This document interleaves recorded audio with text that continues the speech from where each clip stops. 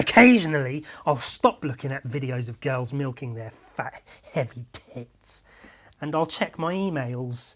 And then sometimes I'll get an email saying, Ewan, I've got to do some schoolwork involving art and artists. Help me, please. One such email I got recently, I get maybe like one or two a year asking something along those lines. This one came from somebody whose part of their schoolwork was to interview a professional artist, and they chose me? Question mark? Audible question mark? They chose me? I mean, raise your standards, Jesus. But obviously, you know, I'm a hugely successful, basically famous something of an artist. So, you know, fine. So I'll answer the questions. I'll fucking, you know, I'll get a video out of it at least. That's something. That way it's to my benefit at least. Oh, I'll help you, sure. What's in it for me? What do I get? What's me? Me.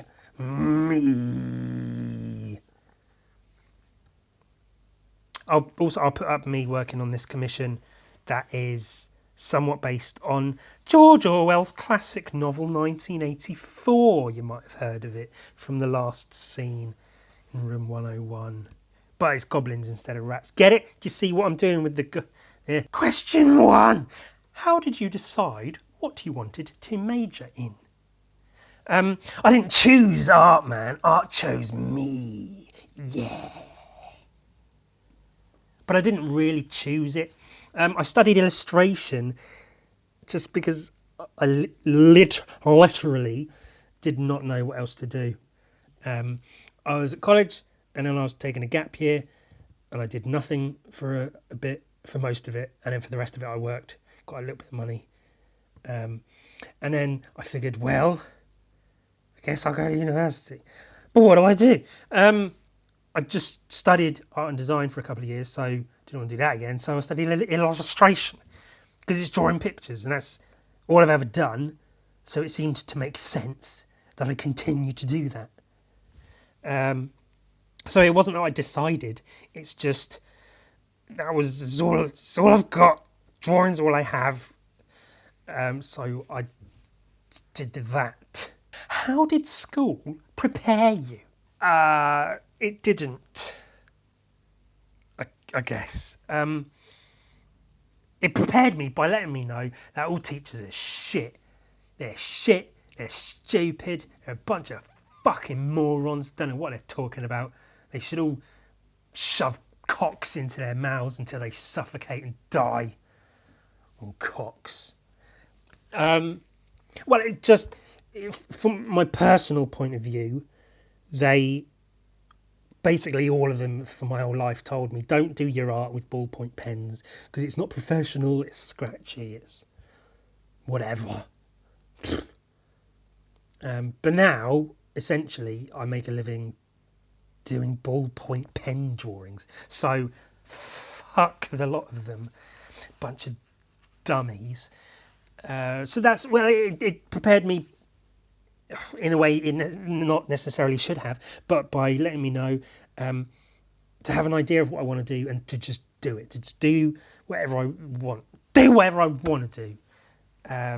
Use, you know, the facilities and equipment that are around to my benefit if I can, but ultimately focus on the thing you want to do and then put all your effort into doing it, which was me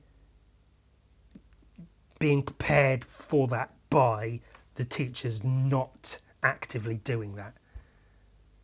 You don't do what you're told, man. Question everything. Fucking live your own life, have your own thoughts. Ugh. What did school not prepare you for? Again, I don't know if I have a really solid answer for that. Because I didn't really... I didn't pay attention in school, college, university, or any of it. And my grades reflect that. But, you know, I had fun while I was there. Got a lot of drawing done, so that's what counts. But I know for a lot of people, I had a lot of friends who sort of dropped out of college and university because they went there hoping or expecting to be taught like how to draw, how to paint, how to do art, how to do illustration. But that's not the case. I mean, you can probably take specific courses to learn that sort of thing. But it's all assignment based. It's here's an article, illustrate it, or here's a naked man, draw him, paint him, draw him upside down, tie a bit of charcoal to a stick and then hold it out at arm's length and then draw him from 6 feet away. But it's never, here's how to draw the body, here's how to approach drawing a naked man, or here's specifically how to go about illustrating an article. It's just, here's the work, do the work. So it's not necessarily specific to me, but on the whole, I feel a lot of places, schools and such, don't prepare you by they don't offer the fundamentals. They don't prepare you with the fundamentals of drawing and painting shit. Where do you find inspiration / where do you do research for your work? Comic books, basically, picture books, books with art in them, art books, books by artists who make books, comics, books of comics that are in books, just cool artwork. Inspiration is, you can't quantify it. It's this mystical force. It's not something that can be specified or contained. It just happens. You could get inspired by banging your elbow on a door a lot, or by having a particularly really good, nice, comfortable feeling shit. And you can get inspired to create because of that. But obviously you can research and maybe try and help the process along of getting that inspiration to come into you.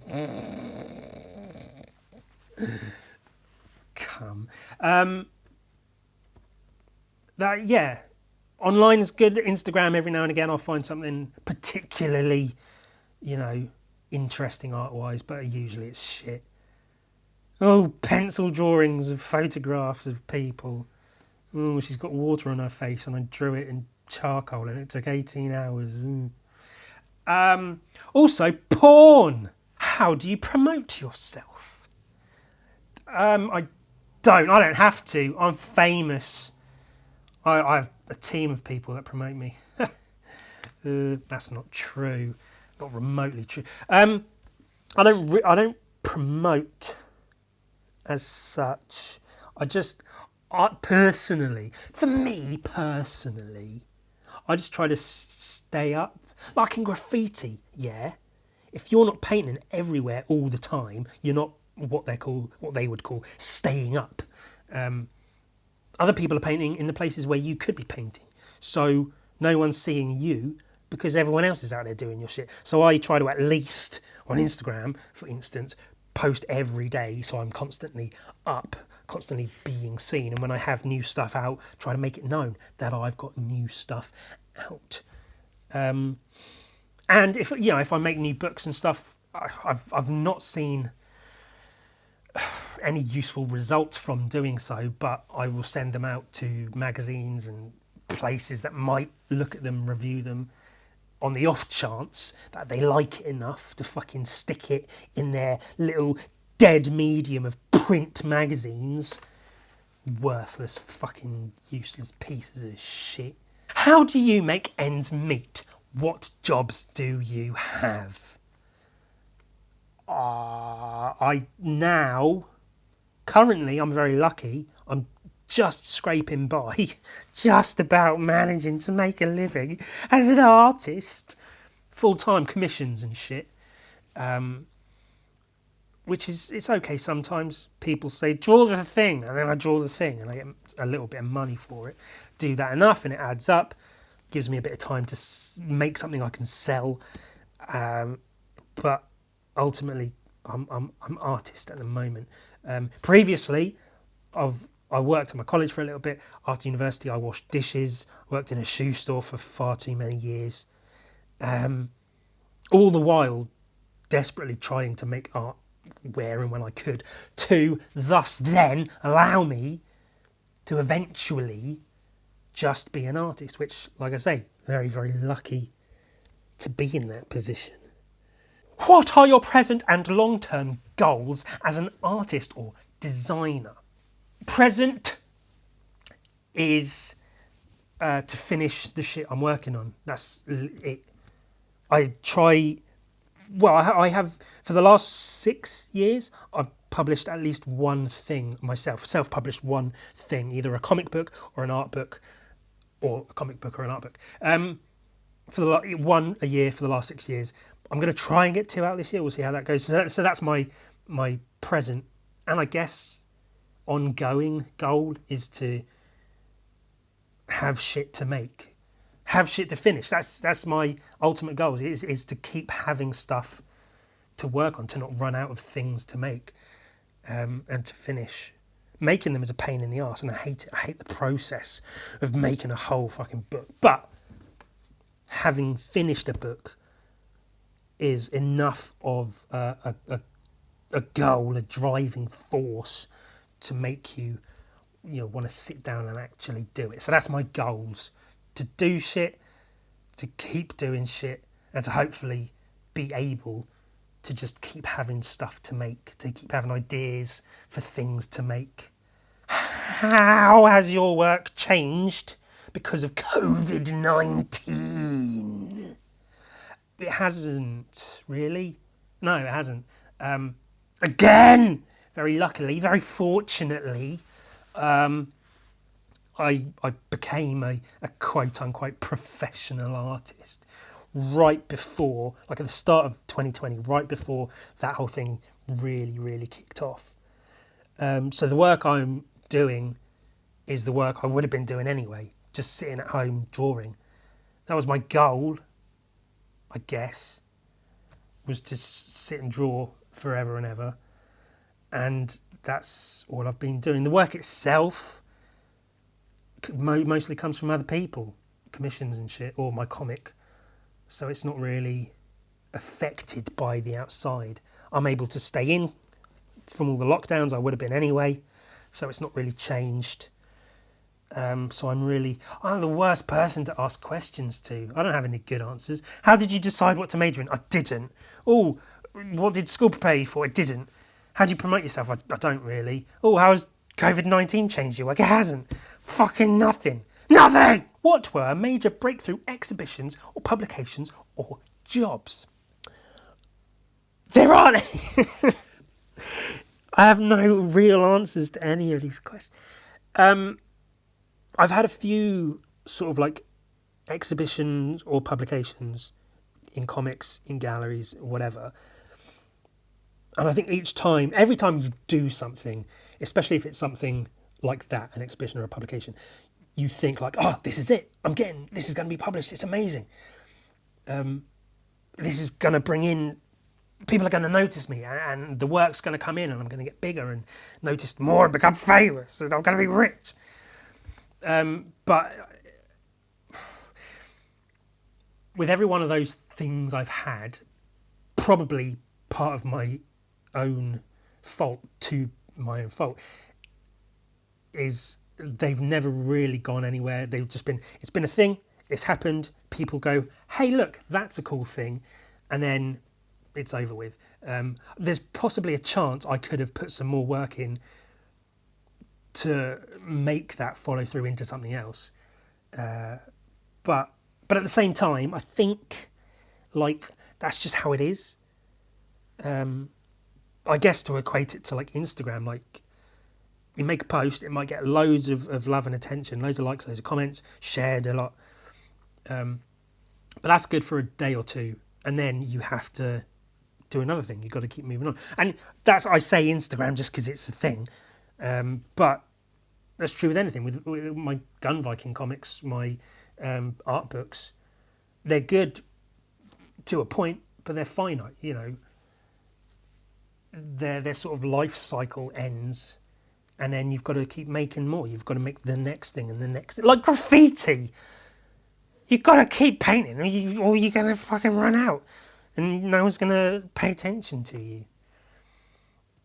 So there haven't really been any Okay, let's extend this question some more. I think for me, the stuff that's been like breakthrough or whatever has been if what I consider real artists I've loved and admired for years and years and years, when they take notice of my work, usually online, they see me, they go, hey, this guy's fucking good. And then they maybe mention me, and other people see that and they go, oh, well, if this guy likes him, he must be good. And then they follow me, and then I'm, stuff comes from that. That's been my main sort of breakthrough moments, is when people far more known and successful than myself have noticed me, little old me, and mentioned a liking of me. That's done more for me, I think, in general than any shitty publications or whatever. What part do other people play in your practice? How do you get feedback on your work now that you're out of school? Well, they pay my bills. Other people pay my rent and my bills, and they buy me food by me doing commissions. So I'd love to literally just do what I want to do. Just make art, put it out there. It makes enough, I'm not asking for lots of money, just enough money to keep me alive and to keep me going while I make the next thing. That's my dream. There you go. That's my long-term goal, is to have that. But I'm currently not in a position where I'm able to ignore fucking everybody and just do what I want to do. So I have to pay attention to what other people want. If they ask me to draw something I'm not into drawing, I don't really pay much time or attention to. If they're willing to pay me and I need the money, then I've got to take a little, not take an L, but like take a step back from myself, I guess, and go, all right, let's work this out. As far as feedback goes, I've never cared for it, frankly, even in school or whatever. Because I'm an artist, man. You don't tell me what to do. You don't feedback my artwork. I make the shit. I know if it's good. I know if it's shit. I've never cared, I guess, what other people thought about it. I just make shit. I put it out there. If you like it, great. Give me some fucking money. If you don't like it, then I'll block you. So feedback isn't an issue. But again, doing commissions and stuff, occasionally I'll finish a commission and the person will say, could you just change this or change that? And I say, no! I'm an artist. You don't fucking tell me what to do, you cunt. You fucking little cunt. Have your money back. I don't even care. Fuck you. Change my old fucking pieces of human fucking garbage shit. Fuck you! What is the etiquette of approaching someone you don't know, like a gallery or employer? The last question. Just polite emails and shit. Literally just send them an email saying, hi, I'm a person and I do a thing. Letting them know you're there and that you do stuff. Like I say, I've not really seen results from it, but sending books out to people, publishing houses, agents, whatever, just saying, I'm here and I do a thing, just to let you know if you're interested. But also, it's good to be persistent, to like keep sending stuff, keep letting them know you're there. But obviously you don't want to be pushy, because you don't want them to think, oh, this cunt again. Or maybe you do a bit, but not too much, obviously. You want them to be like, oh, hey, he's got another one. Oh, hey, another one. Oh, hey, another one. Well, this guy's persistent, though not too pushy. And then maybe they'll fucking work with you. Not me, of course. I literally have had someone tell me no sponsors want to work with me. So part of my etiquette of approaching someone is to not let them see anything on my Instagram or my YouTube channel. So I have a professional, quote unquote, website with no links to my social media, because otherwise potential employers see me talking about fucking babies and cutting girls' heads off and laughing at it and objectifying the female body, because that's what I do, drawing tits and fannies everywhere. So that's my etiquette, is keep all that shit quiet, because I've made a huge mistake, potentially made a huge mistake in being a filthy, rotten piece of shit that nobody wants to actually work with on a professional level. Otherwise, yeah, just be polite. Just let them know you're there and that you're available. Well, that's that then. Now I've got to actually type it all up and reply to the email. Ugh. I hope you found it useful, or didn't. I hope you didn't find it useful. I hope you found it useful in how unuseful it is. I hope you went, wow, what a load of shit. Now I know never to listen to that cunt ever again. There you go. If nothing else, I hope I can do that. Anyway, these titty milking videos aren't going to watch themselves.